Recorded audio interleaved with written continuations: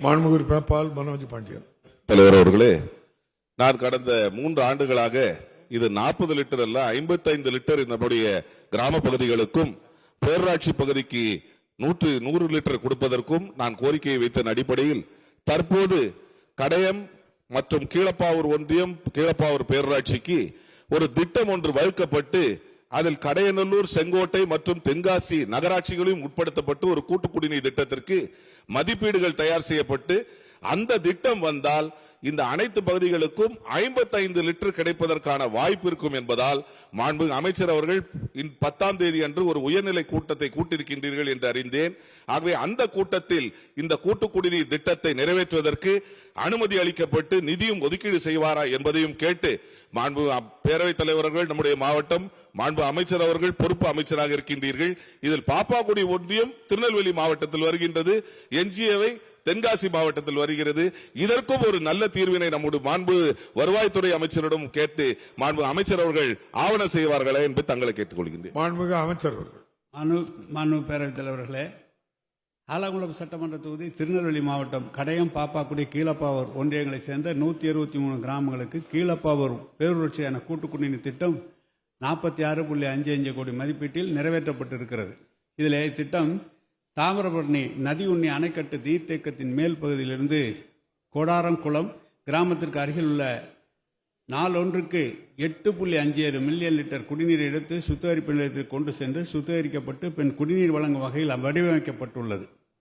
இத்திட்டத்தின் அனைத்து பணிகளும் முடிக்கப்பட்டு 10/2/2024 முதல் கடையம், பாப்பாக்குடி, கீழப்பாவூர் ஆகிய ஒன்றியங்கள் 123 கிராமங்களுக்கு நாள் ஒன்றுக்கு நபர் ஒன்றுக்கு 40 லிட்டர் வீதமும் மற்றும் கீழப்பாவூர் பேரூராட்சிக்கு 90 லிட்டர் வீதம் கொடுப்பதாக அதிகாரிகள் என்னிடம் சொல்லியிருக்கிறார்கள்.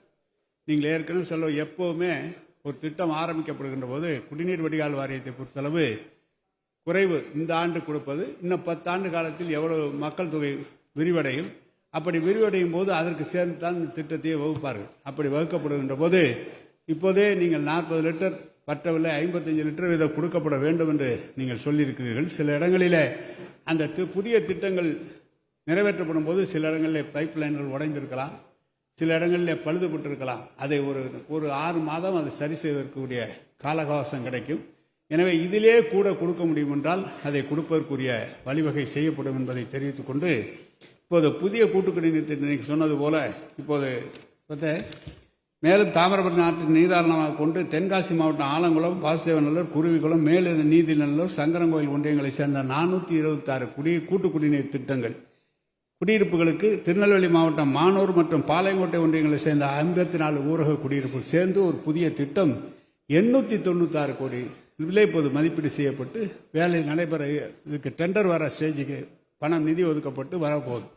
எனவே அங்கு தேவையான தண்ணீர் வருகிற போது இங்கு சர்ப்ளஸ் வாட்டர் கிடைக்கும். எனவே இந்த பகுதியில் கூடுதலாக தண்ணீர் கொடுப்பதற்கு அனைத்து நடவடிக்கைகளும் எடுக்கப்படும் என்பதை தெரிவித்துக் கொள்கிறேன். மாண்புமிகு உறுப்பினர் சுந்தர். நம்முடைய வருவாய்த்துறை அமைச்சரிடம் ஆலங்குளம் சட்டமன்ற தொகுதி என்பது நமது மாண்புமிகு பேரவைத் தலைவர் அவர்களோடு செல்கிற போது அவர் தான் வந்தார்.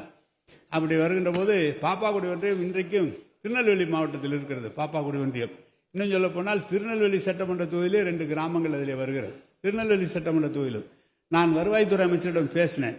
இப்படி ஒவ்வொரு மாவட்டத்திலும் அரை ஒரு யூனியன் இருப்பது சரியாக இருக்காது.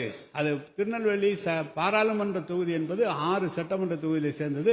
அதில் ஆலங்குளம் வருகிறது. ஆலங்குளம் மட்டும் தென்காசியிலே வருகிறது.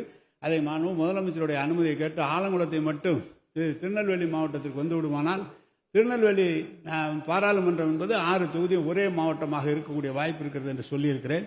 முதலமைச்சரிடம் கேட்கிறேன் என்று சொல்லியிருக்கிறார். கேட்டால் வாய்ப்பு இருக்குமானால் அதையும் கவனிக்கலாம். இந்த விஷயங்கள்லாம் ஏற்கனவே 2 மாதம் முன்னாலே மாவட்ட ஆட்சியரை கூப்பிட்டு பொறுப்பு அமைச்சர் மாண்புமிகு கே. நேரு அவர்கள் ஏற்கனவே சொல்லிட்டாங்க. செய்திகளை உடனுக்குடனும் துல்லியமாகவும் தெரிந்து கொள்ள சப்ஸ்கிரைப் பண்ணுங்க.